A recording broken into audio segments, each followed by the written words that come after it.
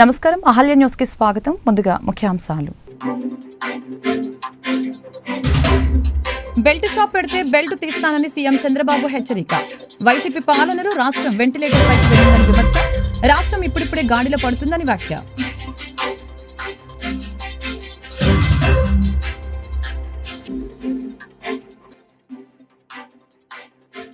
తెలుగువారు ప్రపంచవ్యాప్తంగా ఉండటానికి సీఎం చంద్రబాబు ముఖ్య కారణమన్న డిప్యూటీ సీఎం పవన్. రాష్ట్ర భవిష్యత్తు పట్ల విశ్వాసాన్ని తీసుకువచ్చిన చంద్రబాబుకి ధన్యవాదాలు తెలిపిన ఉప ముఖ్యమంత్రి.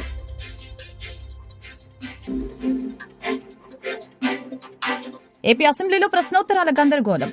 అధికారుల నిర్లక్ష్యమే దానికి కారణమంటూ స్పీకర్ అయ్యన్న పాత్రుడు ఆగ్రహం. ఒక శాఖకు వచ్చిన ప్రశ్నల్ని వేరే శాఖకు ఎలా పంపుతారని ప్రశ్న.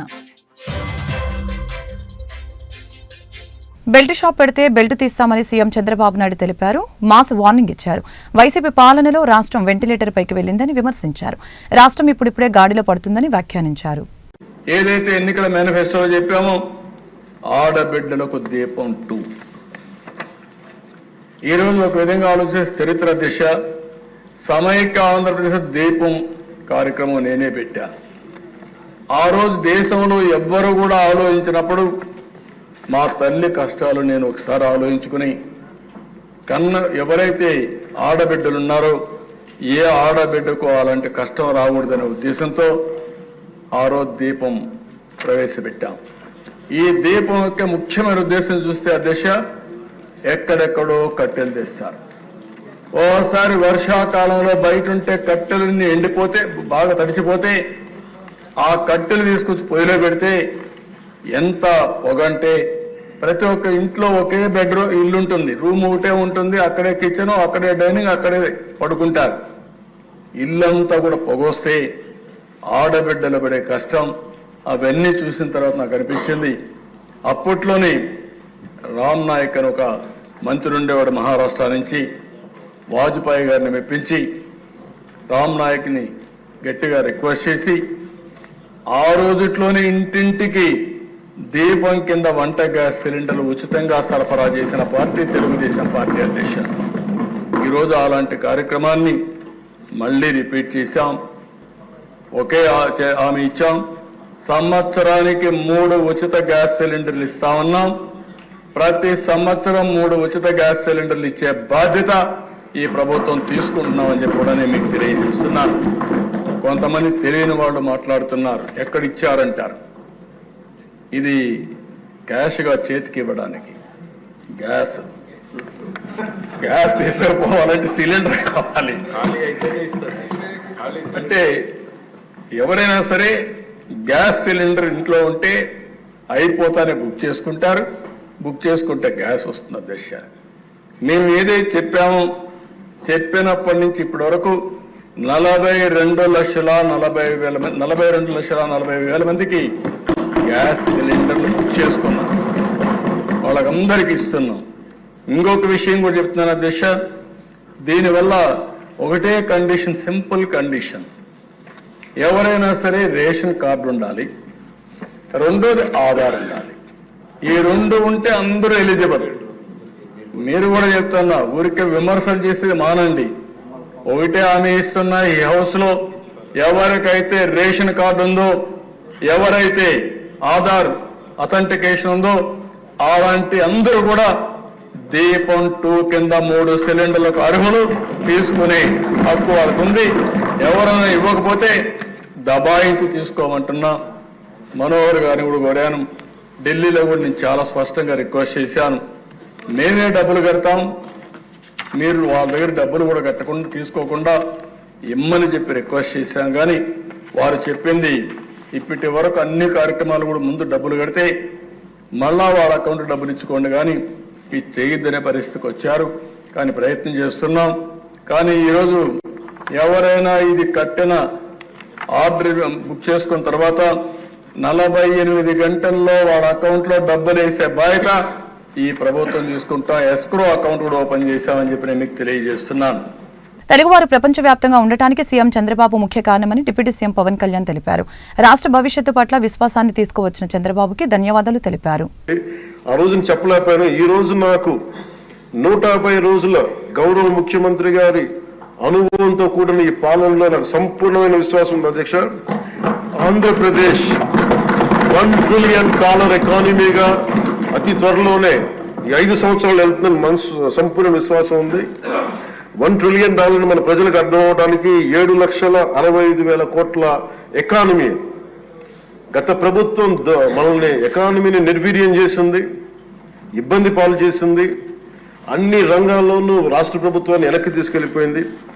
ఈ పరిస్థితుల్లో గౌరవ ముఖ్యమంత్రి గారి అనుభవం, మీ పారదర్శకత, మీ విజనరీ దృష్టి ఇవన్నీ కూడా మాకు ఈ $1 ట్రిలియన్ ఎకానమీ వైపు పరిగెడుతున్నాయని అన్న దాంట్లో ఏమాత్రం సందేహం లేదు అధ్యక్ష.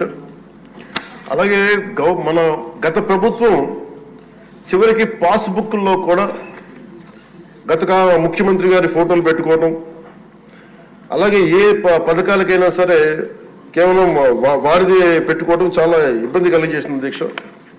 ముఖ్యంగా ముఖ్యమంత్రి గారు వచ్చి, గౌరవ ముఖ్యమంత్రి గారు వచ్చి ఎప్పుడు కూడా ఎవరికి కూడా గుర్తింపు లేనివి, ఆలోచించనివి కూడా వాళ్ళని ముందుకు తీసుకొచ్చి వాళ్ళ ముఖ్యంగా నేను చెప్తుంది, మొన్న చాలాసార్లు కొన్ని సందర్భాల్లో ముఖ్యమంత్రి గారి దృష్టికి తీసుకెళ్తే యల్లాప్రగడ సుబ్బారావు గారి గురించి ఎవరికి తెలియదు అధ్యక్ష, చాలా తక్కువ మందికి తెలుసు.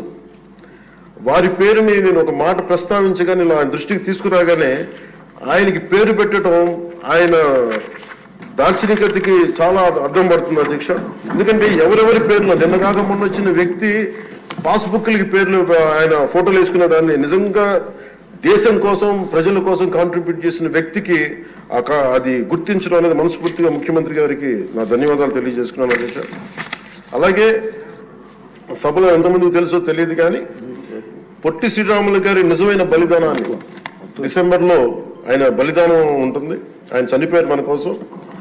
ఈరోజు దాన్ని రాష్ట్ర ప్రభుత్వం అధికార దినంగా దాన్ని జరుపుకోవాలని చెప్పి ముఖ్యమంత్రి గారు మా దృష్టికి తీసుకొచ్చారు. దానికి కూడా వారికి సంపూర్ణ కృతజ్ఞతలు తెలియజేస్తున్నాను. ఈ రాష్ట్రం ఎవరి బలిదానం మీద అయితే ఆధారపడి ఉందో, ఎవరి బలిదానం మీద ఈ రాష్ట్రం వచ్చిందో, అనేక లింగ్విస్టిక్ స్టేట్స్ ఎవరు బలిదానం మీద ఆధారపడి వచ్చిందో ఆ వ్యక్తిని రాష్ట్రం నిజంగా గుర్తించుకోలేదు. మొట్టమొదటిసారిగా దాన్ని గౌరవ ముఖ్యమంత్రి గారు దాన్ని ముందుకు తీసుకొచ్చి గుర్తించే పరిస్థితిని తీసుకురావడం మనస్ఫూర్తిగా వారికి నా అభినందనలు తెలియజేస్తున్నాను అధ్యక్ష. ఏపీ అసెంబ్లీలో నిర్వహిస్తున్న ప్రశ్నోత్తరాల్లో గందరగోళం చోటు చేసుకుంది. అధికారుల నిర్లక్ష్యమే దీనికి కారణమంటూ స్పీకర్ అయ్యన్న పాత్రుడు ఆగ్రహం వ్యక్తం చేశారు. ఒక శాఖకు వచ్చిన ప్రశ్నల్ని వేరే శాఖకు ఎలా పంపుతారని ప్రశ్నించారు. ఇళ్ల స్థలాలు ఇళ్ల పంపిణీకి సంబంధించిన ప్రశ్న రెవెన్యూకి ఎలా వేస్తారని అన్నారు. అధికారులు అప్రమత్తంగా ఉండాలని హితో పలికారు. గోదావరి పుష్కరాల పనులపై జలవనరుల శాఖ మంత్రి నిమ్మల రామానాయుడికి శాసనసభలో ప్రశ్న ఎదురైంది. ఇదే సమయంలో మండలిలో గాలేరు నగరి హంద్రినీవా అనుసంధాన ప్రాజెక్టుపై ప్రశ్న వచ్చింది. ఒకే మంత్రికి ఉభయ సభల్లో ప్రశ్న ఎలా వేస్తారని అధికారుల్ని స్పీకర్ ప్రశ్నించారు. దీనిపై ఆయన విస్మయం వ్యక్తం చేశారు. సభ్యులందరూ గమనించాలండి, 27 నిమిషాలు ఫస్ట్ కూర్చొని ఎట్లా అవుతుందండి అంటే, సారీ ఇప్పుడు వరకు మీకు అవకాశం ఇచ్చాను, మీరు నో సిగ్నేచర్ లేకుండా కూర్చునే అధికారం మీకు ఎవరు ఇచ్చారండి? అంటే ఫస్ట్ సిగ్నేచర్ ఉన్న వాళ్ళకే అవకాశం ఇస్తాం, ప్లీజ్ ఏమనుకోవద్దు. నెక్స్ట్ మినిస్టర్ గారు, సార్ మీరు మాట్లాడారా? చిన్నదే మీకు వచ్చిందా ఇక్కడ?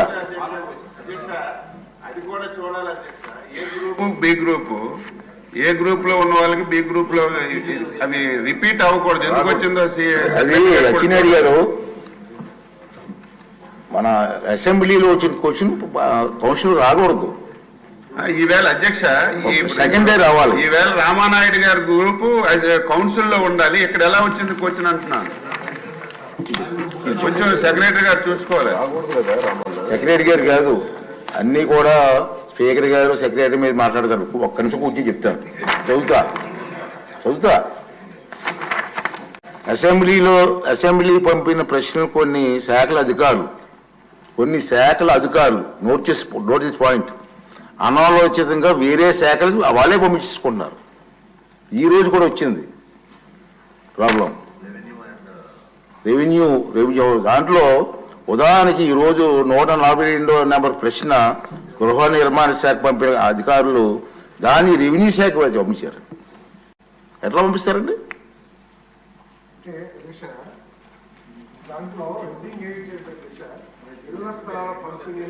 అని హెడ్డింగ్ ఇచ్చారు అధ్యక్ష.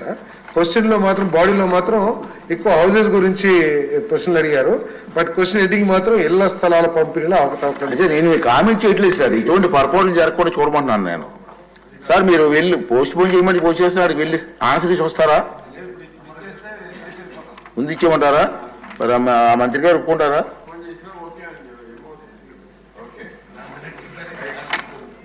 చెప్పనండి సార్,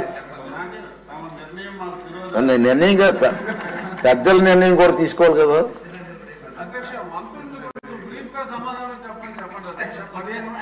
మంత్రులు బాగా చెప్తున్నారండి, మీ సభ్యులే క్వశ్చన్లు ఎక్కువైపోతున్నాయి. సిగ్నేచర్ పెట్టిన వాళ్ళకే అవకాశం ఇస్తామని డెసిషన్ తీసుకుందాం. సార్ క్వశ్చన్ నెంబర్ రామనాయుడు గారు. కడప స్టీల్ ప్లాంట్ అంటే కొబ్బరికాయలు కొట్టే ప్రాజెక్టుగా మారిపోయిందని ఏపీసీసీ చీఫ్ షర్మిలా మండిపడ్డారు. రాష్ట్రంలో అధికారం మారిన ప్రతిసారి నూతన ముఖ్యమంత్రి టెంకాయ కొట్టడం ఆనవాయితీగా వస్తుందని ఆమె ఆగ్రహం వ్యక్తం చేశారు.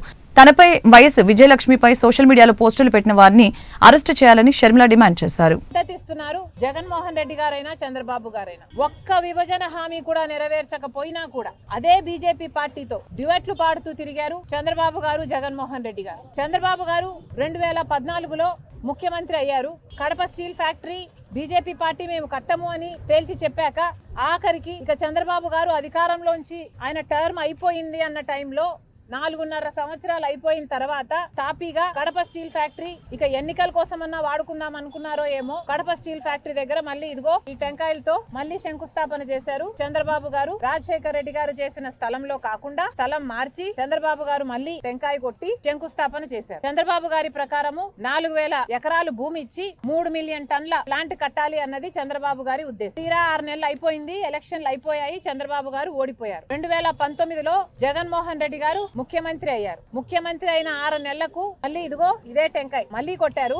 మళ్ళీ ఇంకొక స్థలం మార్చి ఆయన మళ్ళీ శంకుస్థాపన చేశారు. ఆ రోజు జగన్మోహన్ రెడ్డి గారు చెప్పిన మాటలు, ఎన్నికలు 6 నెలలు ఉంది అనంగా టెంకాయ కొడితే దాన్ని మోసము అంటారు, అదే అధికారంలోకి వచ్చిన 6 నెలలకే టెంకాయ కొడితే దాన్ని చిత్తశుద్ధి అంటారు అని ఆస్కర్ డైలాగులు చెప్పారు జగన్మోహన్ రెడ్డి గారు. చిత్తశుద్ధి అంటే ఏమిటో నేను 3 ఏళ్లలో చూపిస్తా, ఈ ప్లాంట్ కడతాను అని జగన్మోహన్ రెడ్డి గారు ఆ రోజు చెప్పిన మాట. దే జమ్మలమడుగులో నేను పుట్టాను, పుట్టిన రుణం నేను తీర్చుకుంటారు అని ఇదిగో ఇదే టెంకాయ కొట్టి జగన్మోహన్ రెడ్డి గారు శంకుస్థాపన చేసింది 2019లో. ఆ తర్వాత జగన్మోహన్ రెడ్డి గారి కాలయాపన వల్ల అలా కాలం గడిచిపోయింది. 3 ఏళ్ల తర్వాత అసలు తట్టెడు మట్టి కూడా తీసి పోసింది లేదు. ఆ తర్వాత జగన్మోహన్ రెడ్డి గారు మళ్ళీ ఇదే టెంకాయ మళ్ళీ కొట్టాడు, మళ్ళీ శంకుస్థాపన చేశాడు, మళ్ళీ వేరే కంపెనీకి ప్రాజెక్ట్ ఇస్తున్నామని చెప్పాడు. అప్పుడు జగన్మోహన్ రెడ్డి గారు 3,500 ఎకరాలు ఇస్తున్నాము జిందాల్ స్టీల్, JSW సజ్జన్ జిందాల్ గారి జిందాల్ స్టీల్ వాళ్ళకు ఈ ఫ్యాక్టరీని అప్పచెప్తున్నాము, 3 మిలియన్ టన్ల ఫ్యాక్టరీని వాళ్ళు కడతారు అన్నారు. ఇదే సజ్జన్ జిందాల్ గారు ఆ రోజు చెప్పిన మాట 2019లో శంకుస్థాపన 2023లో జగన్మోహన్ రెడ్డి గారు 4వసారి ఇదే టెంకాయ కొట్టి శంకుస్థాపన చేసిన రోజున సజ్జన్ జిందాల్ గారు జగన్మోహన్ రెడ్డి గారి సంబంధం నాది అయింది ఎప్పటిదో, జగన్మోహన్ రెడ్డి గారు ఎప్పుడో చిన్నప్పుడే నా దగ్గరకు వచ్చి అప్రెంటిస్షిప్ చేద్దాం అనుకున్నారు అని మా బంధం ఏనాటితో అని చెప్పుకుంటూ వచ్చారు. ఆ రోజు జనాలకు ఎవరికి అర్థం కాలేదు. జగన్మోహన్ రెడ్డి గారు అధికారంలోంచి దిగిపోయిన తర్వాత వాళ్ళ బంధం గురించి జనాలకు అర్థమైంది. కాదంబరి అనే ఆవిడ సజ్జన్ జిందాలు ఆమెకు అన్యాయం చేశారని, హెరాస్ చేస్తున్నారని ఆమె బాంబేలో కేసు పెడితే దాని గురించి జగన్మోహన్ రెడ్డి గారి సహాయం తీసుకొని ఆమెను బాంబే నుంచి అరెస్ట్ చేపించి 40 మంది పోలీసులను పంపించి అరెస్ట్ చేపించి ఇక్కడికి తీసుకొచ్చి 40 రోజుల పాటు జైల్లో పెట్టారు జగన్మోహన్ రెడ్డి గారు జిందాల్ కోసం. ఇంత జరిగింది, ఇంత హిస్టరీ, ఇంత బ్యాక్గ్రౌండ్ ఉంది, ఇన్నిసార్లు టెంకాయలు కొట్టారు, ఇన్ని సార్లు శంకుస్థాపనలు చేశారు, కానీ ఎక్కడ వేసిన గొంగలి అక్కడే ఉంది.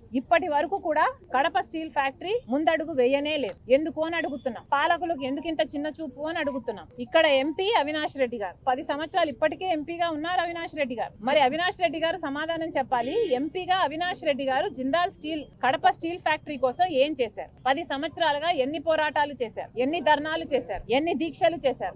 ఏపీలో వాలంటీర్ల కథ ముగిసిందనే చెప్పుకోవాలి. రాష్ట్రంలో వాలంటీర్ వ్యవస్థ మనుగడలు లేదని మంత్రి డోలా బాలవీరాంజనేయ స్వామి స్పష్టం చేశారు. గత వైసీపీ ప్రభుత్వం వాలంటీర్ల వ్యవస్థని రెన్యువల్ చేయలేదని ఆయన తెలిపారు. గత ప్రభుత్వ నిర్వాకం వలన ఆ వ్యవస్థ కనుమరుగైందని అన్నారు. ఎల్ఓపి గారు సీనియర్ అండి. వారికి ముందు నేను చెప్పాను, మళ్ళీ అది అడిగారు, కొనసాగిస్తారు లేదన్నారు. మేము కొనసాగిస్తామని మేము చెప్పిన మాట వాస్తవం అధ్యక్ష. లేని పిల్లోడికి ఏం పేరు పెట్టారు, లేని పిల్లోడికి ఏం పెడతారు? వ్యవస్థ అంటావా? వ్యవస్థ ఉంది, కానీ మీరు జీవో ఎందుకు ఇవ్వలేదు? మీకు వాళ్ళ మీద ప్రేమ ఉంటే 2023 సెప్టెంబర్ మీరు ఎందుకు జీవో ఇవ్వలేదు? మీరు ఇచ్చిన జీవోలు పాతలో మీరు చూసుకుంటే ఒకసారి అధ్యక్ష, వాళ్ళు అధ్యక్ష 39/20 ఒక జీవో ఇచ్చారు అధ్యక్ష. 31/3/22 ఒక జీవో ఇచ్చారు అధ్యక్ష. తర్వాత 29/9/22 జీవో ఇచ్చారు అధ్యక్ష. 29/9/22 జీవో ఇస్తూ 15/8/22 నుంచి 14/8/23 వరకు వాళ్ళది కొనసాగిస్తూ జీవో ఇచ్చారు అధ్యక్ష. మళ్ళీ 23 వాళ్ళు ఎందుకు 2023 సంవత్సరం ఎందుకు జీవో ఇవ్వలేకపోయారు? అంటే వాళ్ళ ప్రభుత్వం నుంచి దిగిపోతామని తెలిసే ఆ జీవో ఇవ్వలేదు అధ్యక్ష. వాళ్ళు చేసే తప్పులకు ఉండరని చెప్పి జీవో ఇవ్వలేదు. ఈ రోజు మమ్మల్ని బ్లేమ్ చేయడం కోసం వాళ్ళు ఇది వాడుతున్నారు అధ్యక్ష.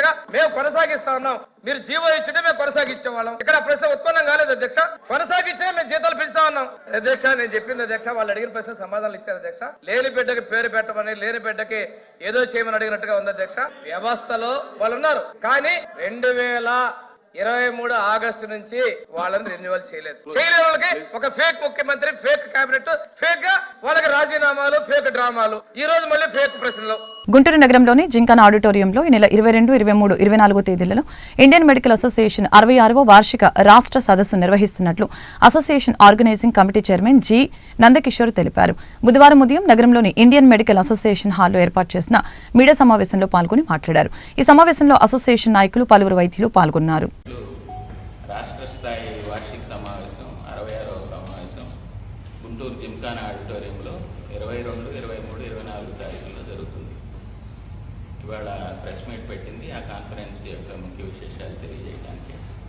సో దీనికి రాష్ట్రం అన్ని వైపుల నుంచి 1500 పైన డాక్టర్లు డెలిగేట్స్గా హాజరవబోతున్నారు. అంతేకాకుండా పీజీస్ కూడా ఎడ్యుకేషన్కి సంబంధించిన కాన్ఫరెన్స్ కాబట్టి వాళ్ళు కూడా ఇన్వైట్ చేశాము.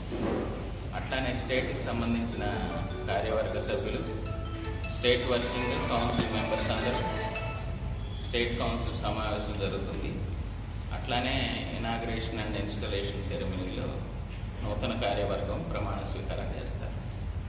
ఈ యొక్క కాన్ఫరెన్స్లో చాలామంది మంచి స్పీకర్స్ త్రూఅవుట్ ద స్టేట్, బాగా సీనియర్స్, ఎమినెంట్ స్పీకర్స్, అన్ని విభాగాలకు సంబంధించిన డాక్టర్స్ చేత దాదాపు 40 టాపిక్స్ మీద కంటిన్యూస్ మెడికల్ ఎడ్యుకేషన్ ప్రోగ్రామ్ జరుగుతుంది. ఇది కాకుండా కొన్ని వర్క్షాప్స్ కూడా పీజీ ట్రైనింగ్కి సంబంధించి పెట్టడం జరిగింది. దీనికి ఆంధ్రప్రదేశ్ మెడికల్ కౌన్సిల్ వారు 6 అవర్స్ ఇవ్వడం జరిగింది. సో గుంటూరులో 16 ఏళ్ల తర్వాత 2008లో కిషోర్ గారు రాష్ట్ర ప్రెసిడెంట్గా బాధ్యతలు స్వీకరించినప్పుడు చేయటం జరిగిన కాన్ఫరెన్సు మళ్ళీ మన యొక్క గుంటూరులో జరగటం మా అందరికీ గర్వకారణం. సో మా సైడ్ నుంచి రిక్వెస్ట్ ఏంటంటే మీ అందరూ దయచేసి దీన్ని కొంచెం ప్రజల్లోకి తీసుకెళ్ళాలి. అట్లానే 23వ తారీఖు మా national president V R Ashokan sir వస్తున్నారు, సెక్రటరీ గారు అనిల్ కుమార్ జే నాయక్ గారు, అట్లానే సాయంత్రం కొత్త కార్యవర్గం ప్రమాణ స్వీకార ఉత్సవానికి డాక్టర్ పెమ్మసాని చంద్రశేఖర్ గారు, కేంద్ర సహాయ మంత్రి, ఆయన కూడా హాజరవడం జరుగుతుంది. సో ఈ సిఎంఈలో కొన్ని ఒరేషన్స్ ఉంటాయి. వీటిలో ఎమినెంట్ స్పీకర్స్ అయిన డాక్టర్ సోమరాజు గారు, అట్లానే డాక్టర్ పి రమేష్ బాబు, హరికిషన్, ఈ ముగ్గురు 3 ఒరేషన్స్ని ఉద్దేశించి సభను ఉద్దేశించి ప్రసంగిస్తారు. సో అట్లానే అన్ని విభాగాలు అంటే స్పెషాలిటీ ఓరియంటెడ్ కాకుండా జనరల్ ప్రాక్టీషనర్ ఎవరైతే ఉన్నారో వాళ్ళందరికీ పనికొచ్చే విధంగా ఈ సైంటిఫిక్ సదస్సుని డిజైన్ చేయడం జరిగింది. సో ఈ గుంటూరులో ఉన్న మా కార్యవర్గమే కాకుండా సభ్యులందరూ కూడా ఈ కార్యక్రమాన్ని విజయవంతం చేయడానికి కృషి చేస్తున్నారు. మరొకసారి మీ అందరికీ ఈ సమావేశానికి వచ్చి మీ అమూల్యమైన సమయాన్ని వెచ్చించినందుకు మా అందరి తరఫున మీకు కృతజ్ఞతలు, ధన్యవాదాలు. Thank you. కాలపరిమితి సర్క్యులర్ రద్దు చేయాలని, ఉద్యోగ భద్రత కల్పించాలని, రాజకీయ వేధింపులు ఆపాలని వెలుగు యానిమేటర్స్ ఉద్యోగుల సంఘం సిఐటియు గౌరవ అధ్యక్షులు లక్ష్మీనారాయణ డిమాండ్ చేశారు. పలు డిమాండ్ల పరిష్కారానికి బుధవారం మధ్యాహ్నం నగరంలోని డిఆర్డీఏ పీడీ కార్యాలయం ఎదుట ఆందోళన వ్యక్తం చేయడం జరిగింది. రాష్ట్ర వ్యాప్తంగా పీడీ ఆఫీసులు, కలెక్టర్ ఆఫీసుల దగ్గరికి వెళ్ళి మేము లెటర్ మెమోరాండాల ద్వారా ఇవ్వాలని చెప్పని యానిమేటర్ల సమస్యలు పరిష్కారం చేయాలని, అందరం ఒకే పిలుపుతోటి ఇక్కడికి రావడం జరిగింది. పీడీ గారు మరి మండలాలు రివ్యూ మీటింగ్లో ఉంటున్నారు కాబట్టి మేము లెటర్ ఇద్దామని వచ్చాము, లేరు. కానీ ఇప్పుడు ఈ డ్వాక్రా గ్రూపులు పెట్టింది చంద్రబాబు నాయుడు గారని ఆయనే చెప్పారు. ఆనాటి నుంచి ఈనాటి దాకా మేము ప్రజలకు సేవలే చేస్తున్నాము. మేము మాత్రం ప్రజలకు సేవలు చేసే అసిస్టెంట్లుగానే మిగిలిపోయాం, కానీ మా బతుకులు మేమైతే బాగు చేసుకోలేదు. మాకు ఏనాటికి కూడా ముందుకు రావడానికి కూడా అందరినీ రానికోకుండా కూడా ఎక్కడికక్కడ కట్టడి చేసి ఎక్కడికక్కడ వర్కులు అప్పచెప్పి ఎవరు పోవడానికి లేదనే లెక్కలో ఉంటున్నారు. మా వాళ్ళు కూడా దానికి కొంత భయపడిపోయి కూడా రావడానికి వెనకడుగేస్తున్నారు. కనుక వివోఏలకి ఈ రోజు వరకు కూడా న్యాయం అంటూ జరగలేదు. 23 ఏళ్ల నుంచి కూడా చేస్తూనే ఉన్నాము యానిమేటర్ల ఉద్యోగాలు. అయినా కూడా ఈ రోజు వరకు కూడా ఎదుగు బొదుగు లేని జీవితాలే. ఇచ్చేది 8,000, పోయిన ప్రభుత్వం 10,000 అని ప్రకటించింది, లేదు. ఎందుకు లేదని అడిగాం. అడిగితే ఏం చెప్పారంటే మీరు 10 లక్షలు గ్రామ సమైక్యంలో తిప్పండి, 10 లక్షలు వడ్డీలు, మీకు 10,000 వడ్డీలు వస్తే అందులోంచి 2,000 తీసుకోండి, అప్పుడు మాత్రం మేము ఇచ్చే 8,000 2,000 కలిపి 10,000 అవుద్దని చెప్పని వాళ్ళు చెప్పడం జరిగింది. వాళ్ళ ప్రభుత్వం వెళ్ళిపోయింది, మళ్ళీ ఈ ప్రభుత్వం వచ్చింది. ఈ ప్రభుత్వం వచ్చిన కాడి నుంచి అన్ని జీవోలే, అన్నీ ఇప్పుడు ఆన్లైన్ వర్కులే. అయినా సరే ఆన్లైన్ వర్కులు చేస్తున్నాము. అయితే ఆన్లైన్ వర్కులు ఇచ్చేటప్పుడు కూడా కనీసం టైం ఇవ్వటం లేదు. ఇయ్యంగానే ఇచ్చిన కాడి నుంచి చేయండి అని చెప్పని అమ్మడపడుతున్నారు. అధికారులు అయితే ఏమి పైనుంచి కింద వరకు అందరూ కూడా యానిమేటర్లను ఇబ్బంది పెడుతున్నారు. ఎందుకంటే వర్క్ విషయంలో అవ్వాలని. అయినా సరే మేము కూడా చేస్తున్నాం. కానీ మాకు పెండింగ్గా 7 నెలల జీతాలు పెండింగ్ పడ్డాయి. 2 నెలలు వచ్చినాయి రీసెంట్గా, ఇంకా 5 నెలల జీతాలు రాలేదు. ఆ జీతాలు వెంటనే ఇవ్వాలని, మాకు కూడా ఇన్సూరెన్స్ కల్పించాలని, అదే ప్రకారంగా యానిమేటర్లను కొంతమందిని పార్టీల పరంగా రాజకీయంగానని చెప్పని కొంతమందిని తీసేశారు. తీసేసిన వాళ్ళని అనవసరం ఇప్పుడు ఆ పార్టీ వచ్చి అది చేసింది, ఈ పార్టీ వచ్చి కూడా అదే చేసిందని చెప్పానంటే మనకి వాళ్ళకి తేడా కనపడాలి. కాబట్టి అలాంటి తీసివాల్సిన వాళ్ళకి పొట్టగొట్టకుండా వాళ్ళని మళ్ళీ వెంటనే విధుల్లోకి తీసుకోవాలని చెప్పని మేము కూడా డిమాండ్ చేస్తున్నాము. అదే ప్రకారంగా ఇప్పుడు ఈ సంఘాల్లో ఉన్న మహిళలందరూ కూడా పని చేసుకుంటేనే డబ్బులు కట్టాలి. లోన్లు తీసుకుంటున్నారు, 20 లక్షలు తీసుకుంటున్నారు. గతంలో చంద్రబాబు నాయుడు గారు పెట్టిన అప్పుడైతే 15,000 ఇచ్చారు. గ్రూప్ మొత్తం 10 మందికి 1,500 కాడికి పంచుకోవడం జరిగింది ఆ రోజున. ఈ రోజున మనిషికి ఒక్క 2 లక్షలు అంటే గ్రూప్కి వచ్చి 20 లక్షలు తీసుకుంటున్నారు. అలాంటి మహిళలు వాళ్ళకు తగిన చిన్న చిన్న వ్యాపారాలు చేసుకుంటున్నారు. బయటికి వెళ్ళి మరి పంటలు పండించే రైతులు కూలీవారీగా వెళ్తున్నారు. అలాంటి వాళ్ళని కూడా మేము మీటింగ్లని సర్వేలని వాళ్ళని కూడా ఇబ్బంది పెడుతున్నాం. అయితే మాకు సర్వేలు చేయడానికి కూడా టైం కావాలని కోరుకుంటున్నాం. అయితే అదే ప్రకారంగా 5G ఫోన్లు కావాలి. మేము చేసే వర్క్కి 5G ఫోన్లు ఉంటేనే వర్క్ ఫాస్ట్గా వెళ్ళిద్ది. ఎక్కడా కూడా మాకు 5G ఫోన్లు లేవు. మాకు వచ్చే 8,000 రూపాయలు. రాష్ట్రంలో సుప్రసిద్ధ పుణ్యక్షేత్రంగా బాసిల్లుతున్న మోపిదేవి దేవస్థానంలో భక్తుల సౌకర్యాలకు అత్యధిక ప్రాధాన్యత ఇస్తున్నట్లు నియోజకవర్గ ఎమ్మెల్యే మండలి బుద్ధప్రసాద్ తెలిపారు. బుధవారం మోపిదేవి శ్రీ వల్లి దేవసేన సమేత శ్రీ సుబ్రహ్మణ్యేశ్వర స్వామివారి దేవస్థానం పార్కింగ్ ఆవరణలో దేవస్థానం నిధులు 2,75 లక్షలతో నూతనంగా షాపింగ్ కాంప్లెక్స్ భక్తుల కోసం 20 రూముల నిర్మాణానికి ఎమ్మెల్యే బుద్ధప్రసాద్ ముఖ్య అతిథిగా విచ్చేసి శంకుస్థాపన చేసి పనులు ప్రారంభించారు. వార్త ముగించే ముందు ముఖ్యాంశాలు మరొకసారి. బెల్ట్ షాప్ పెడితే బెల్ట్ తీస్తానని సీఎం చంద్రబాబు హెచ్చరిక. వైసీపీ పాలనలో రాష్ట్రం వెంటిలేటర్ పైకి వెళ్ళిందని విమర్శ. రాష్ట్రం ఇప్పుడిప్పుడే గాడిలో పడుతుందని వ్యాఖ్య.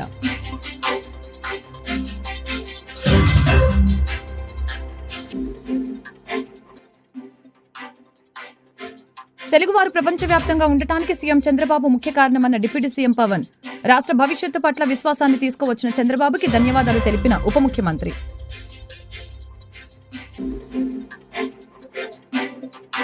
ఏపీ అసెంబ్లీలో ప్రశ్నోత్తరాల గందరగోళం. అధికారుల నిర్లక్ష్యమే దానికి కారణమంటూ స్పీకర్ అయ్యన్న పాత్రుడు ఆగ్రహం. ఒక శాఖకు వచ్చిన ప్రశ్నల్ని వేరే శాఖకు ఎలా పంపుతారని ప్రశ్న. ఈ వార్తలు ఇంతటితో సమాప్తం. మరొక బులెటిన్లో మళ్ళీ కలుద్దాం. నమస్కారం.